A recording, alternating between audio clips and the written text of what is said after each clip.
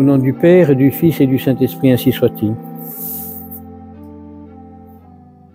Cet évangile va à la suite d'autres, bien sûr, mais cet évangile nous dit que le temps est proche où le Christ va revenir.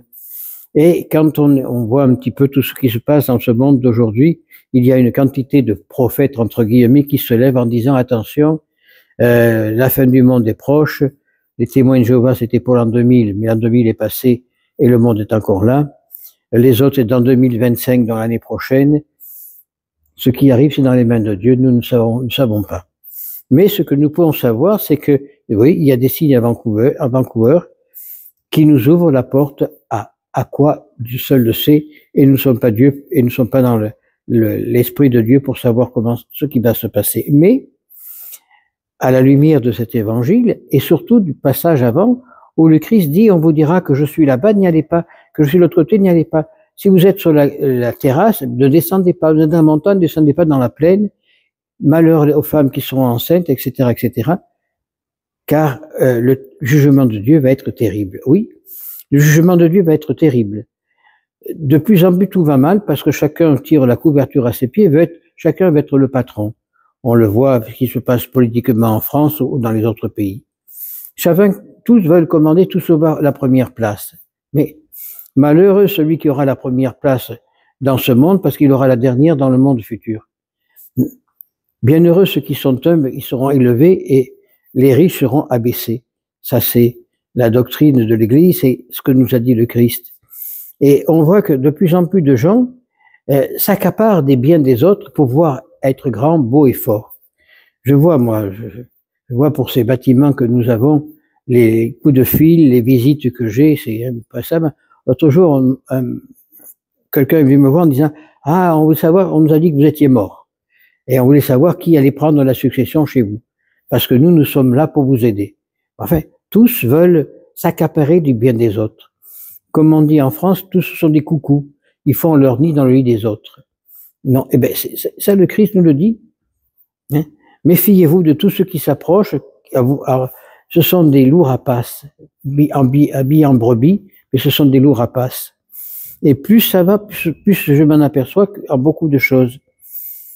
On s'aperçoit que le monde d'aujourd'hui, ne croyant plus en Dieu, eh bien, alors on fait des grands éclats. On a mis le feu à Notre-Dame de Paris, parce que le feu s'est pas déclaré tout seul, c'est pas possible.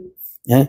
Du chêne millénaire, il ne brûle pas comme ça. Je vois, j'ai un morceau de chêne là, ça fait 3 jours qu'il consomme dans la cheminée, il est toujours pas brûlé. Donc, ça s'enflamme pas comme ça si on ne l'aide pas à brûler. Mais, par contre, on fait reconstruire en 5 ans pour dire, voilà, j'ai fait quelque chose de grand pour la France. Ah, je veux bien. Hein. Mais pas pour lui. Pas pour lui, hélas. Hein. Le monde va mal parce que l'homme est devenu humain. Il ne cherche plus la divinité, il cherche l'humanité. Il cherche plaire à l'homme. C'est pour ça que ça va mal.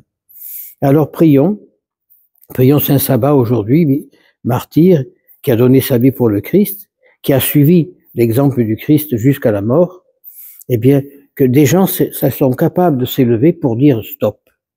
Hein, que nos hommes politiques, qu'ils soient de droite ou de gauche, qu'ils soient d'où on veut, ça se dise stop. Nous allons à la catastrophe si on ne revient pas à Dieu. Et tant qu'on ne sera pas revenu à Dieu, tout ira mal. On l'a vu, dans l'histoire de l'humanité, à chaque instant, ça arrive. Regardez les Hébreux, ils sont sortis d'Égypte, Dieu les a fait traverser à pied sec la mer Rouge, ils sont rentrés dans le désert, ils apercevaient la terre promise, mais étant donné que ils ont dévié, ils ont fait le veau d'or, ils ont fait ce qu'ils ont, Dieu les a punis, ils ont erré pendant 40 ans dans le désert. Eh bien, le monde aujourd'hui, c'est pareil. Il erre dans le désert de la vie, il erre dans le désert de la spiritualité. Alors, s'élèvent des prophètes, comme j'ai dit au début, entre guillemets. Faut voir, en Afrique, ça, de plus en plus, il y a des prophètes. Maintenant, il y en a aussi en France, il y en a en Hongrie. Maintenant, on est en train de dire que pour être sauvé du cataclysme qui va arriver, il faut aller en Hongrie, parce que c'est le lieu où Dieu a fait sa demeure. Moi, je veux bien. Et des gens partent, achètent des terrains en Hongrie. Ça, c'est encore une propagande pour faire acheter des terrains et pour faire rentrer de l'argent dans les caisses de l'État hongrois. C'est ce que je pense. Parce que Avant, on disait que c'était la Bretagne qui allait être sauvée. Le reste allait être détruit. Après, on a dit que c'était la Côte d'Azur. Maintenant, c'est la Hongrie. Demain, ce sera quoi? C'est simplement le paradis qui nous pourra nous sauver. C'est simplement la terre promise que Dieu nous donne, que nous apercevons au loin, mais qu'on n'est pas capable d'aller par notre manque de foi. On n'est pas capable d'aller vers cette terre promise que Dieu nous donne, la vie éternelle, le paraclet, la maison du Père. On n'est pas capable d'y aller parce que on est freiné par notre humanité. Sachant, le Christ le dit, il faut savoir mourir à soi-même pour vivre en Dieu. Et bien alors, sachant mourir en soi-même, sachant enlever de nous l'orgueil humain pour chercher le divin. Et permettre, je disais toujours, dans ces cas-là, regardez le crucifix. Voyez la souffrance de cet homme pour nous sauver. Et qu'est-ce qu'on fait, nous? Qu'est-ce qu'on est en train de faire? On est en train de nous démolir. Pour restaurer des églises, on fait des barres dedans. Il faut voir l'hôtel qu'ils ont fait à Notre-Dame de Paris, c'est une abomination. Comment Dieu peut accepter un sacrifice là-dessus? C'est pas possible. Une barque là, oh, la pierre est belle, oui, mais en fait, ça s'arrête là. Les vrais hôtels sont détruits pour faire des choses abominables. Pas très loin d'ici, à Nancy, il y a eu une cérémonie merveilleuse pour le LDGB, pour tous ces groupements de transgenres et tout ce qui s'ensuit. Et pendant la messe, on a dansé avec des drapeaux tricolores, des drapeaux arc-en-ciel. À quoi ça sert? C'est une offense pour le bon Dieu, ça. On ne s'amuse pas avec Dieu. On peut tromper les hommes, mais on ne trompe pas Dieu. On aura des comptes à rendre.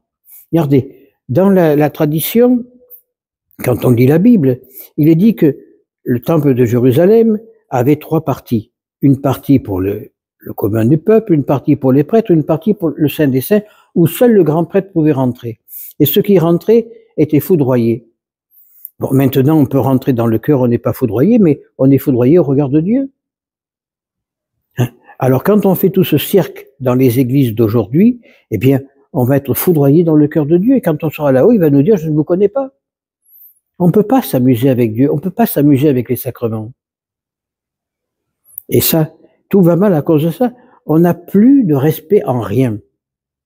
Mais en rien du tout. On voit dans les églises, alors maintenant, on a mis la statue de Johnny Hallyday. Je ne savais pas qu'il était canonisé. Il y a une grande statue de Johnny Hallyday. Aujourd'hui, il y a une grande messe à la Madeleine en l'honneur de Johnny Hallyday pour le repos de son âme. Et ils ont fait une statue de Johnny Hallyday dans l'église. Après, on va dire qu'il ne faut pas faire des déesses, mais on fait un Dieu.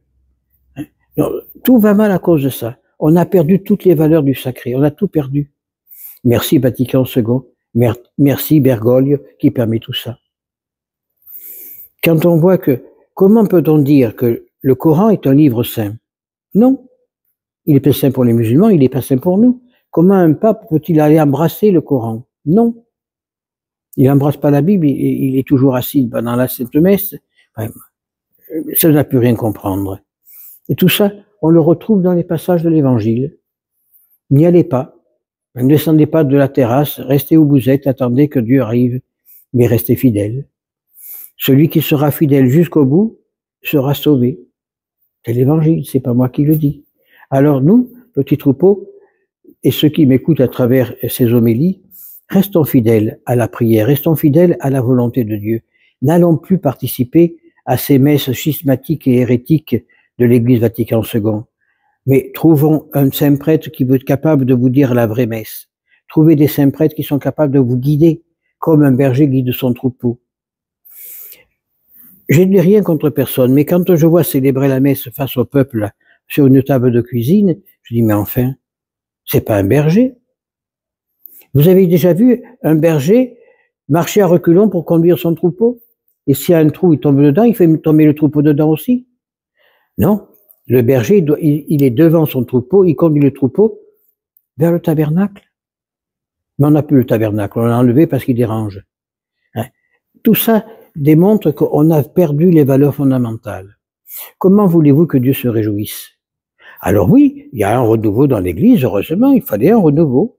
Oui, il fallait changer beaucoup de choses dans l'Église d'avant le concile. Il y avait des carcans, il y avait des choses, bon, les cérémonies étaient splendides, mais un peu trop lourdes. Il fallait un petit peu simplifier les choses. Oui, je suis d'accord, mais il fallait pas tout détruire. Pourquoi a-t-on mis une table au milieu des filles? Alors quand on rentre dans la cathédrale Notre-Dame de Paris, il y a 3 autels. Le véritable autel fait par Louis XIV, un autel pour les chanoines et un autel pour le peuple. 3 autels. Moi, je sais pas, oui, un pour le Père, un pour le Fils, un pour le Saint-Esprit. Et il manque la Sainte Vierge, là. Non, mais tout va mal parce qu'on se moque de Dieu. Et on peut se moquer des hommes, mais pas de Dieu. Dieu, un jour ou l'autre, il va punir. Et le jour où il va punir, on va dire si je savais. Mais ce sera trop tard. Parce qu'avec d'ici, je peux mettre Paris en bouteille. Alors prions en ce temps d'avant pour que l'Esprit Saint régénère l'Église, pour que l'Esprit Saint infuse la vérité dans le cœur des prêtres et des fidèles, pour qu'ils reviennent à la pureté de l'Église, pour qu'ils reviennent à la vérité de l'Église, telle que Dieu l'a fondée, telle que le Christ l'a voulu. Ainsi soit-il.